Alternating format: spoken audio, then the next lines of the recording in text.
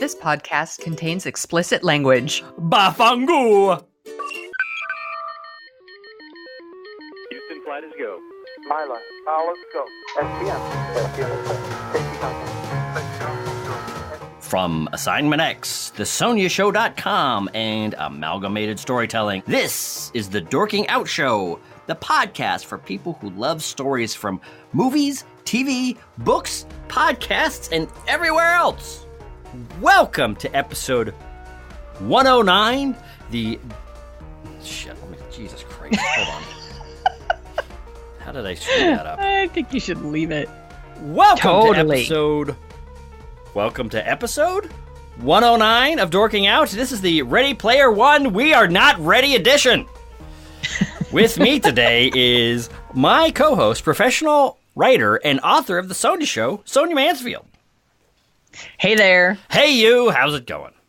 All right. With me today is my co-host, Emmy Award-winning filmmaker and nerd author, Christopher Allen Smith. Sonia? In this episode, we are going to talk about Ready Player One, which is based on the novel by Ernest Cline and directed by some dude named Steven Spielberg. Did I pronounce that right? Well, you did for once, but it's only because he's the greatest living film director working today. Oh, spoiler alert, everybody, about how Smith feels about this movie. Well, I wouldn't go that far. I've got a little description here. It's 2045, and everyone spends all of their time as avatars in a virtual reality world called the Oasis, which was created by Mark Rylance, who looks a lot like Garth from Wayne's World. Before he died, he created a game with hidden Easter eggs throughout the Oasis, and anyone who collects them all will win control of the Oasis. Tye Sheridan stars as Wade, a poor teenager who lives in the stacks, which is basically just a bunch of trailers stacked on top of each other. That's why they call them the stacks. Oh, that's why they called it the stacks. I'm here to help. This is a learning show too, Smith. In Columbus, Ohio. And he wants to win the game because he wants to be rich and famous. Olivia Cook is Artemis, a girl Wade meets in the Oasis, and she's trying to win because she's trying to prevent like an evil corporation led by Ben Mendelson from winning control over the Oasis. Ready Player One also stars Lena Waithe. Waithe? Waithe. Waithe, I would assume. Wait. But Lena Waithe. You know what? Simon Pegg. People are... Pegg? Pegg? Simon Pegg. And all of your memories from the 80s and 90s. This movie is jam-packed with member berries. Movie, right. TV, video game references fill every scene.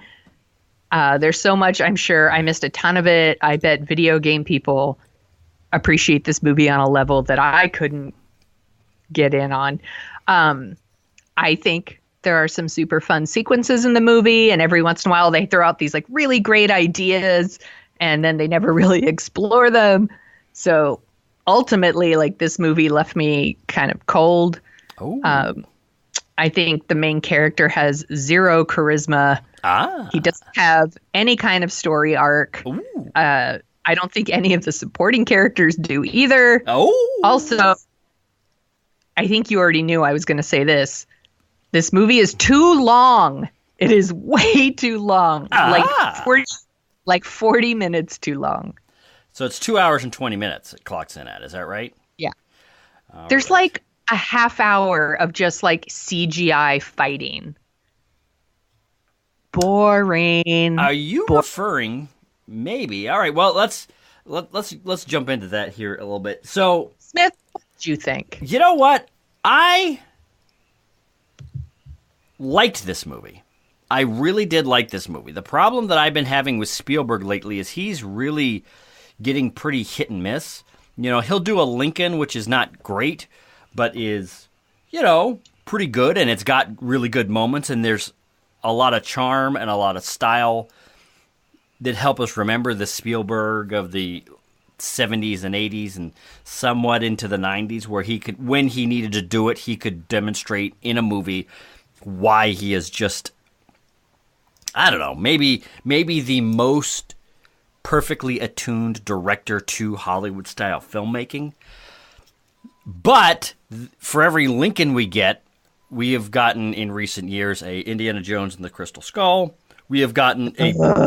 Well, hold on, though. Not so fast, because we've also got the big BFG, which, for my money, is the worst Spielberg movie by a country mile. I didn't even see it. How did we review it on this podcast if you didn't see it? You reviewed it, and I think I pretended that I was going to see it, and then I didn't see it. Oh, that's good stuff. No, I think you saw BFG, and I saw something else. That's right. Okay. So, yeah. But anyway. And in other... Well, that's... Oh, you know what? Actually, let me step back. I was just getting ready to tee up on the big BFG when I remembered War Horse, the 2011 holy train wreck. I did not see that one either. That was really, yeah. So my question going into this movie, war and horse right in the title. I had a feeling I knew how that one was going to end. Pass. So, I went into this movie really hoping for something good, and people have been saying for years, "Oh, who'd be great for doing Ready Player One is Spielberg. It's just chock full of 80s and 70s, 80s, 90s nerd references, and that was the golden era of Amblin Entertainment, the Spielberg kind of studio that really where he was able to put his imprint on movies, with E.T. and Back to the Future and all that kind of stuff. I really did like this movie. I didn't love it. I didn't. I hear what you're saying about the non-charismatic nature of the main actor. But he is a perfect one on the Freddie Prinze Jr. scale. That's right. He is a perfect one. But I think for my purposes, and maybe this is the strength of Spielberg or the weakness of this movie or the weakness of me, is I don't need some spark at the center of a movie like this that's this busy and all over the place and jam-packed with, theoretically mind-bending concepts or, mind-distorting concepts. Theoretically. Well, it's a lot. Every time you have a movie that is largely set in a virtual world where people can kind of program and reprogram, this has a lot to do with the Matrix in a way. Yeah. It's wrapping your mind and the dramatic possibilities around something like that is more than enough. That's why, people make fun of Keanu Reeves, but Keanu Reeves was perfect in those Matrix movies because... He really was. Having, one, because he is a charismatic kind of actor, but two, he is able to essentially inhabit the space within the frame where the hero needs to go without doing any kind of crazy whatever. And I think the actor, whose name has already escaped me, Tye Sheridan? Sheridan, yeah. Is basically in that spot. It's like, here is where the hero-shaped performer goes in this fun Spielberg ride. And I liked it. There was stuff I liked. Yeah. There was stuff I liked. It's just overall, the movie felt too long to me. And I just couldn't. I just felt like it kept me at arm's length the whole time. I never really connected to it. And I think some of it is I need more than just nostalgia. Like I needed something more. And I think maybe I could have got more with a more charismatic lead. True. That's me. Yeah. No, I hear you. I would say when I saw this, I saw it on Thursday night. The crowd super loved it. And like the people I saw it with also really enjoyed it. Like said it was like a fun ride. They had a really good time. Like I was the one that was like a total buzzkill. Something about this movie just was totally vanilla to me. I was like, yeah. Well, it's a thing to watch. You know what? It's funny. Yeah. I'm right. I agree with both of you. I agree with you and the crowd. Which is, it is relatively vanilla. It doesn't break any screamingly new ground. But it's also, it is a good ride. And maybe this could be my own kind of Spielberg nostalgia where I've suffered through the BFG. I've suffered through War Horse. I've tolerated moments of Lincoln. So seeing Spielberg come back to his top shelf performing, which there were a couple action sequences in this movie. Oh yeah, those are super fun. They are super fun, and they both look modern, and I don't want to say dated, because I mean, I think Spielberg is the greatest action director of all time, and he has a perfect eye for balancing chaos and craziness on the screen with complete clarity of what's going on and why it's happening and what the consequences are and how action A follows on to action B, and you can completely understand what he's doing. And this one by far is the most chaotic and crazy action sequence he's done, which is essentially a big chase in this. This is, it's funny that, they have a really good, like, fun car chase at the beginning. Right. That you see it one way, and then you basically get to see the same race again from like a totally different angle. I thought that was very cool. Right. And I liked the whole sequence in the middle that are we going to spoil stuff for people? I don't want to spoil stuff for people. Let's not spoil anything. We're doing but this. There's a sequence in the middle that takes place in another movie. And I really enjoyed that. Like, that was the most fun to me. Yeah. There were some pretty imaginative, fun moments. I took my boys to see it, and Harrison, my older son, had tried to read the book. And I think this is a lot of times maybe the best way that Hollywood adapts books is the book is kind of a great idea, which is a retelling of Willy Wonka. But if the Wonka Candy Company was this huge video game producing company, and which is really good, but the book itself is not that great. So watching Spielberg kind of reimagine it along his lines, even though it's pretty close to certain aspects of the book from what I understand, but kind of inject his own nostalgia, inject his own love for movies, inject his own attitude towards a lot of this, I thought was a lot of fun to watch. But, I think, and maybe this is just maybe I'm getting to that point in my movie watching career where I've seen so many tropes trotted out so many times that I'm just tired of them. Right. And this is going to sound ridiculous, but I think you'll see where I'm going, is how many evil corporations do we need to see in these movies? It's like, I get it. I actually wanted to bring up the bad guy in this, but I'll let you finish. No, I was just going to say, there are certain tropes where I get it. The point's been made. It's like, do we really need to make fun of 1950s track housing anymore? Do we really need to point out the bloodless, less than human actions of corporations? I guess we do. We could always use a good Aaron Brockovich every 2 or 3 years.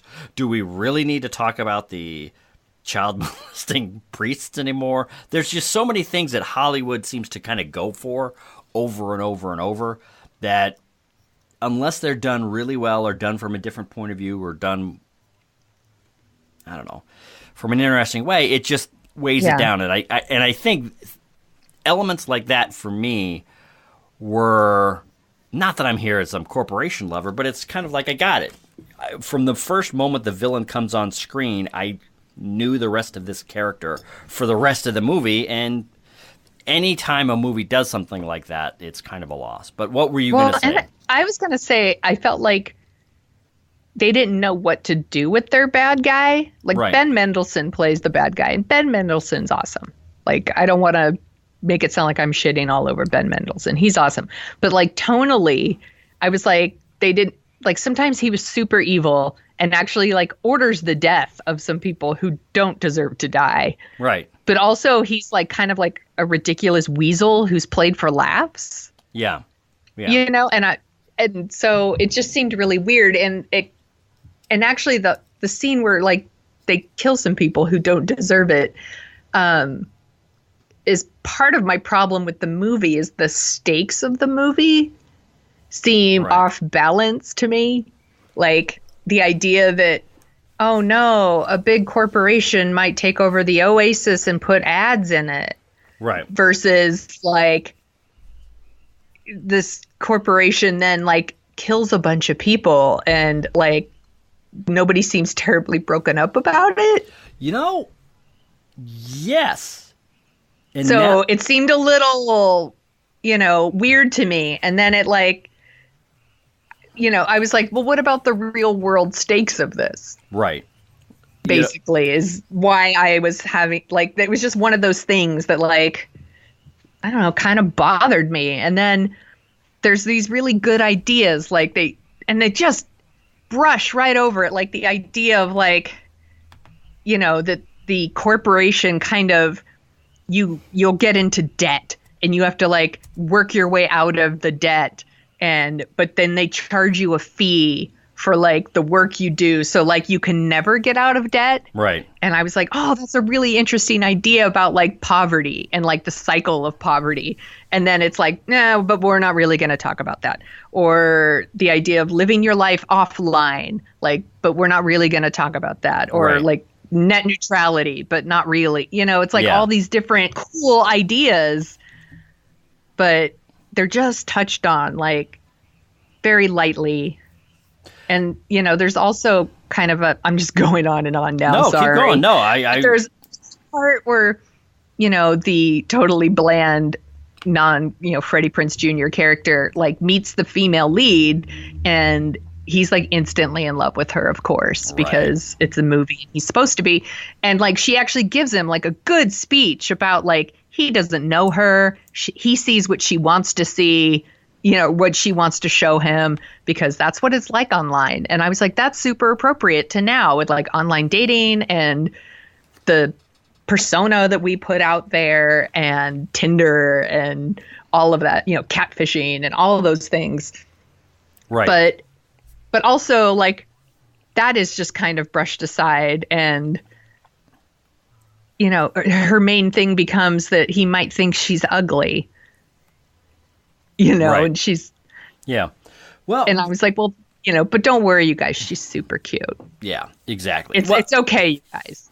She's super cute. Let me ask you, because I agree. And now that you're kind of mentioning this, is if there was because I mean, the technology of the Oasis is kind of like the idealized version of virtual reality. It's a place where you can go where if you put on the goggles, you put on the gloves, you put on the suit, you stand on the pad, that you can run in any direction, you can touch things, you can feel things, you can, have all this experience. A technology like that is going to be much more than just playing video games and doing stuff.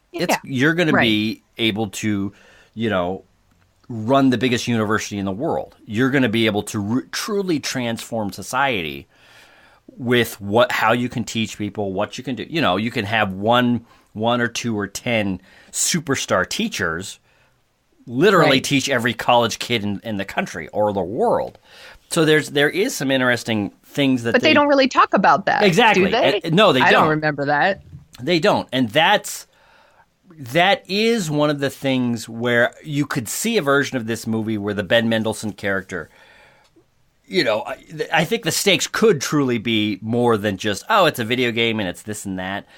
But in this movie's defense, it started out saying, hey, we're going at this level of nostalgia and this level of popcorn gee whiz, video game wonder, and this level of exciting Spielbergian chases, and that's it. We're capping out at this level, and that's all we're doing.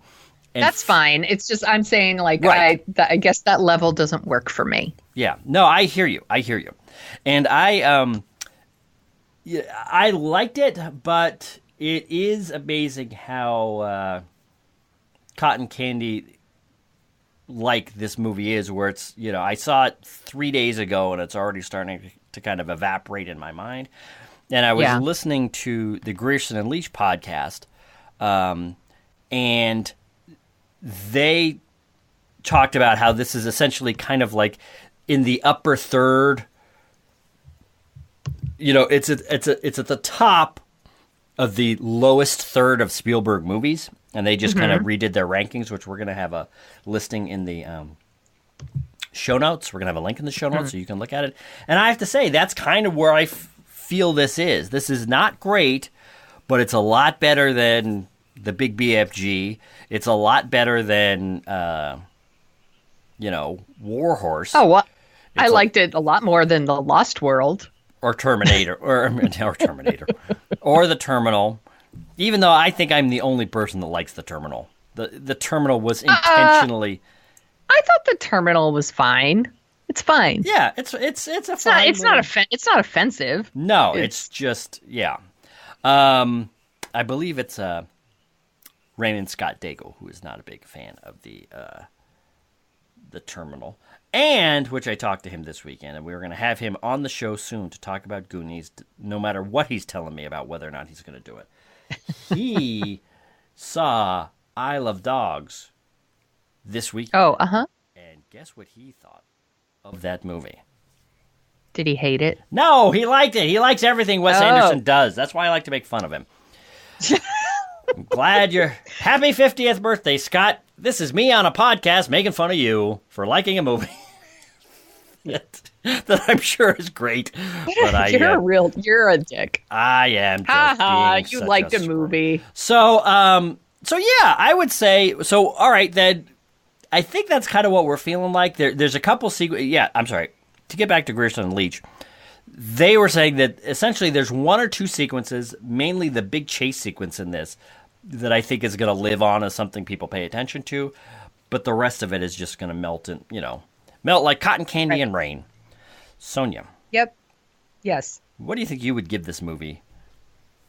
0 out of 10. What would you give? It's a 5. It's a 5. Oh, interesting. I would give it a 6.5, maybe a 7. I think this might be. Is this the biggest gap we've ever had? Which is, oh my God, 2 whole numbers? Maybe.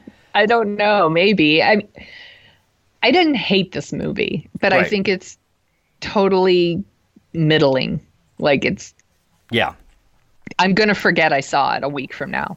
You know, and I'll admit, I could be grading this on an extreme curve because, yes, it is middling. Yes, it is. A lot of it is forgettable. But judged against the Big BFG, this is like Temple of Doom level great. I just think I'm super glad that I'm seeing like some reactions on Twitter where people super love it, and I'm so jealous. I wish that I loved it. I wanted to love it. Because, like I said, there are some fun sequences in there. It just didn't do it for me. It was such a bummer. Did you have a favorite, like, nostalgia berry, a member berry? I did a little bit. And actually, maybe we should direct all of our listeners over to Grierson and Leach because their review of this, they said something in their review that really hits me, and I think this is part of my reaction, which is the pop culture landscape that we have grown up with as moviegoers in our lifetimes was built by George Lucas and Star Wars, Steven Spielberg and all his movies, and then, Robert Zemeckis and that whole generation of filmmakers. And I think with this movie is, genres are like this. It's happened with the cowboy genre, the spy genre, all these other things, which is a movie comes out and it's edgy and cutting edge and looking forward. Then it becomes popular and established. Then it becomes a little tired. Then it becomes a parody of itself. And with this movie, with Spielberg really going all out to hammer all of the nostalgia buttons for this, even though I'm not, he doesn't do it too annoyingly, but I think the book is very interested in a lot of this stuff. I liked it. I liked the Zemeckis Cube, which we're not going to spoil here. I liked, the fact that the kid was driving around in his DeLorean time machine.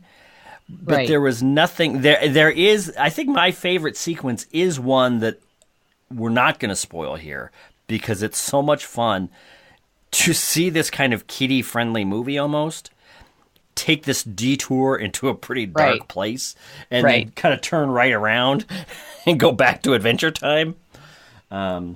So that, I think that. Well, by the way, yeah. he's driving around in the DeLorean. How is it that he's the only one driving around in the DeLorean? You know what? I strongly suspect Shouldn't there be that- there be like thousands and thousands of people like, right. you know what would be cool? Driving Yeah. the DeLorean. Well, you know, that's the thing is there. When I was looking at the screen in that chase sequence, I was thinking, okay, if I couldn't drive the DeLorean, or if everybody was driving DeLoreans, what would I drive? And then there's the 1966 Batmobile. There's Yeah. like if you look at this screen long enough, you're gonna find essentially every car you can think of, every cool Right. thing you can think of. So, so yeah, I guess my favorite sequence or my favorite memberberry thing is the one that we are leaving undescribed. What was yours? Yes. That was also, yeah. Oh, interesting. Okay, That sequence. so there you have it. But But we don't want to spoil. to close out our episode, I thought that it would be a little interesting to run down the Grierson and Leach all 29 Spielberg movies ranked from Oh. worst to best. I already am disagreeing with this list, but I think it's pretty close. I think it's interesting. Once they get into the top 10, it becomes pretty chancy. Number 32, wait a minute. All What? right. So this is posted on vulture.com. It's an update from something that they did several years ago. But okay, look at this. All 29 Spielberg movies ranked from worst to best. Number 32. Indiana Jones and the Kingdom of the Crystal Skull. 30. Sure. It's pretty terrible. Hook. Okay. Yeah. I get it, but I would watch Kingdom of the Crystal Skull or Hook 5 times over before I would watch the Big BFG again. Wow, you really hate BFG. I really do not enjoy that movie. Okay. 30, 1941. 29, Always, which I liked when it came out, and I kind of liked it. But That seems kind of harsh for that one, Well, actually. go back and watch it. I tried to watch it a couple years ago, and it's like, okay, I now I think I get it. Okay. It's, yeah. 28, the only Spielberg movie I have not seen. The Sugarland Express. Yeah, I haven't seen this one either. 27, the movie that I love the most, the Big BFG. 26, It's just called BFG, by the way. that's right, the BFG, yes. You keep calling it the Big BFG. The Big BFG. So, you're right. The Notorious BFG. I'm sure I'm not the first person to make that joke. 26, It's still fun. The Adventures of Tintin, the movie so shocking and impactful that I continually forget he made that movie. That's- That was the big. He was supposed to do a Tintin movie, and Peter Jackson was supposed to do a Tintin movie, and then Peter Right. Jackson went off and did 3 awful Hobbit movies, and Yes. now I don't know what the hell he's doing. 25. Do you know what? Yeah. Tintin is insanely popular Really? around the world, not here. You mean the movie or the No, books? the character. Yes. That's it. Yeah. Like that's- when I yeah. went on my honeymoon, there was Tintin everywhere. And not because of this movie. Right. Yeah. I remember anyway, looking at the comic books, I guess, graphic novels as a kid. There's definitely comic books, I would say. There's definitely something there. There is some adventuring, evoking something there. But yeah. 24, The Terminal. 23, Ready Player One. Feel free to jump in at any time. Oh, 22 is going to make my wife, Laura, furious. Furious. 22, The Color Purple, which is my wife's favorite film of all time. And it is in the lowest third of these movies. That is interesting. That's interesting. 21, Warhorse, which, how the hell did Warhorse beat out Ready Player One, The Adventures of Tintin? All right. You got to take it with a grain of salt. I guess so. 20, Catch Me If You Can. Come on. All right. 19, Amistad. I've never seen that one. You know, that one's a creeper. And this is Scott Daigle talked me into liking Lincoln a lot more than I did.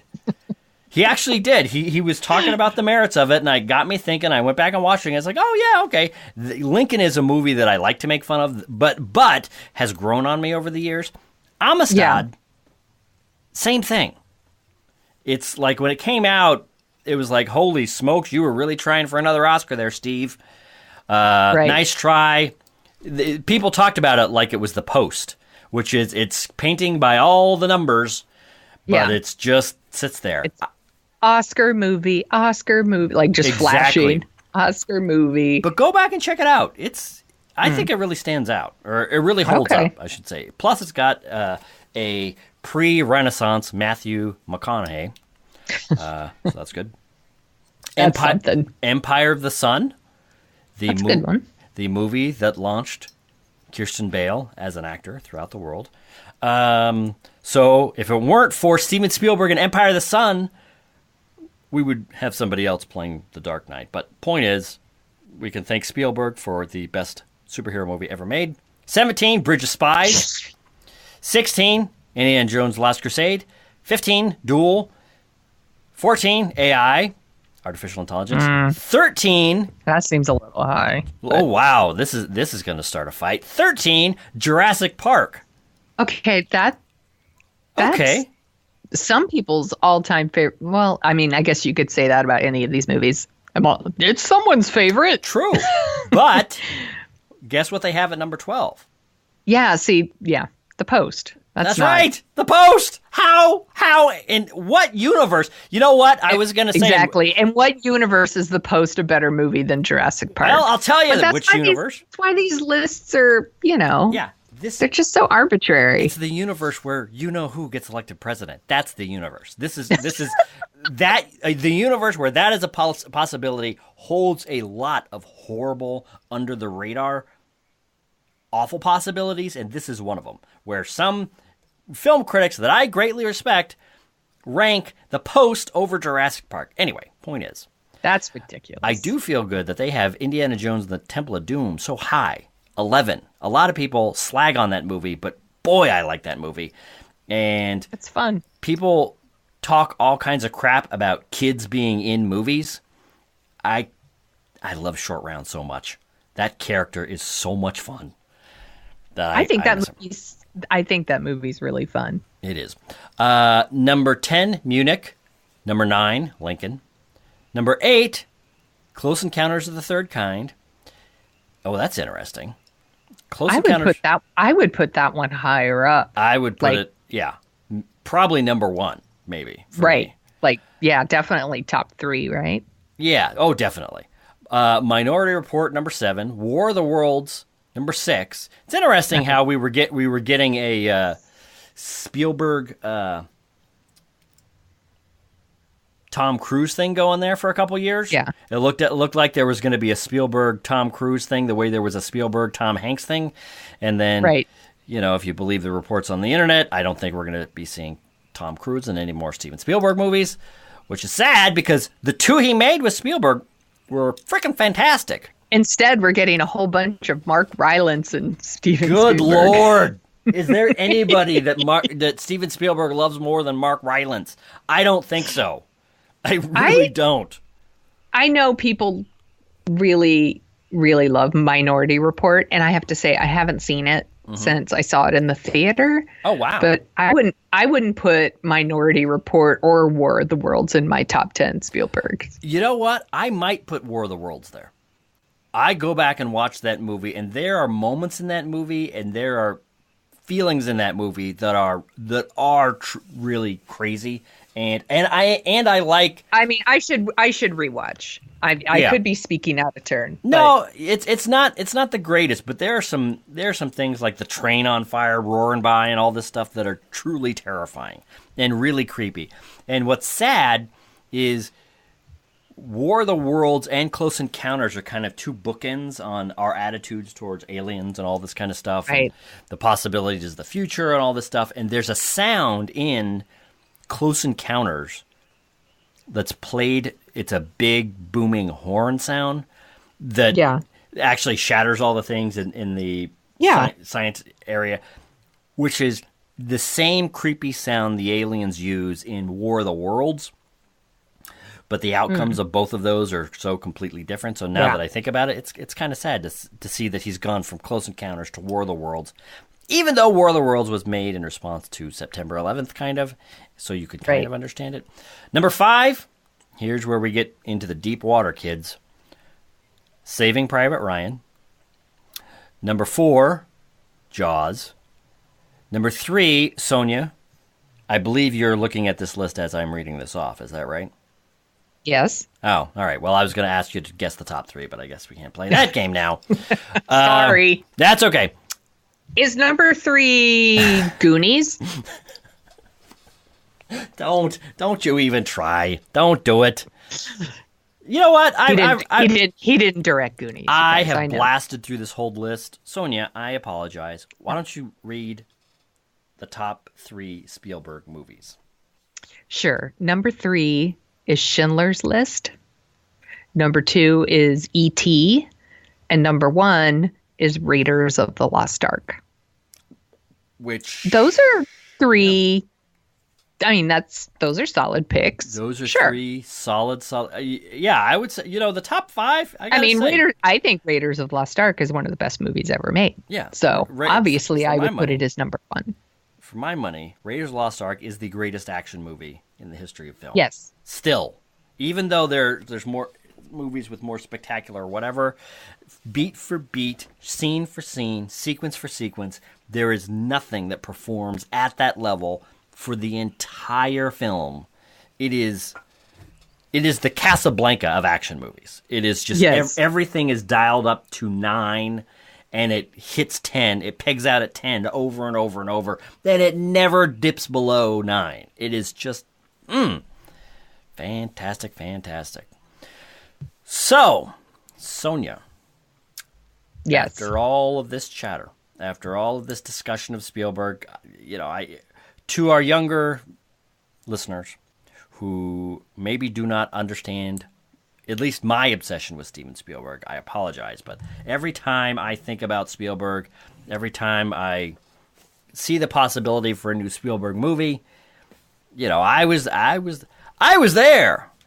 You know what I love? I also love that he is so prolific. Like, he's so busy. Yeah. He's not a Terrence Malick. He's not a Kubrick. Like, we're not getting a movie every 10 years or something from Spielberg. Yes. I mean, you might get 2 movies a year, which is almost unheard of. And part of me is other directors don't do that. You're not going to get 2 David Fincher movies in 1 year. Yeah, no, I agree. And well, yeah, exactly. I mean, we got Schindler's List and Jurassic Park in 1 year. Yeah. We got The Post and well, okay, this is not such a great example. We got the Post and Ready Player One 5 months apart. Yeah. Well, and BFG. Oh, yeah. Well, we got that too. So there you go. Way to end it on a downer. That's right. I was gonna say I was there when E.T. was in the theater. I was there the first weekend of Raiders. I might have seen Raiders the first day it was out. I might have. I don't know. It might have been a week later. But for me, Spielberg is just, he's the bee's knees, Sonia. All right. You heard it here first. That is the kind of cutting edge, incisive, forward-looking examination, Steven analysis. Spielberg. Now he's cooking with gas. Steven Spielberg. He's great. Sonia. Is there anything else? Is there anything? What a hot take! What a hot take! Is there anything else that you would like to say about Steven Spielberg, about Ready Player One, the movie that is so memorable that I almost forgot that's what we were talking about? I think I've said plenty, so I'll just say goodbye. Bye!